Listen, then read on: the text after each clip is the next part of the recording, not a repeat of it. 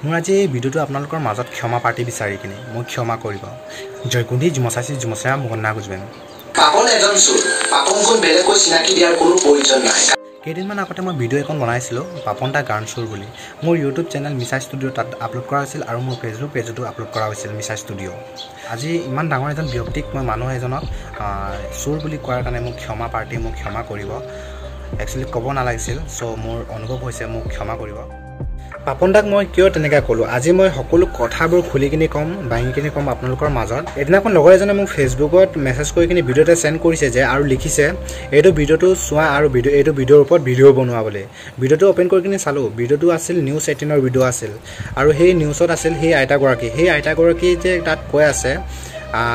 পাপনে লালৈ গানটো মোৰ পৰা শিকিছে আৰু পাপনে আজিলৈকে ক্ৰেডিট দিয়া নাই বুলি মোৰ কি লাভ হৈছে এইগৰাকী আইতাৰ দাবী তেওঁৱে শিকাইছিল হেনো পাপনক লালৈ গীতটো বেয়া লাগে আকৌ সেইকাৰণে সি ইমান টকা সাঁচিছে ঘটিছে মই এনেই গ'ল সেইখিনিতে মোক ফুচুলাই পেলাই আৰু অলপমান পাছতে মই ইউটিউবতো এটা ভিডিঅ' পাইছোঁ পাপনে লালৈ শব্দটো দেউৰী জনগোষ্ঠীৰ পৰা লোৱা হৈছে কিন্তু আজিলৈকে ক্ৰেডিট দিয়া নাই বুলি আৰু তাত কোৱা আছে যে স্পষ্টভাৱে কোৱা আছে যে পাপনে নিজে আগবাঢ়ি আহক আৰু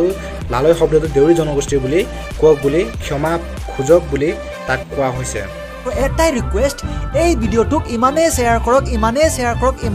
কৰক যাতে পাপনে এই ভিডিঅ'টো পায়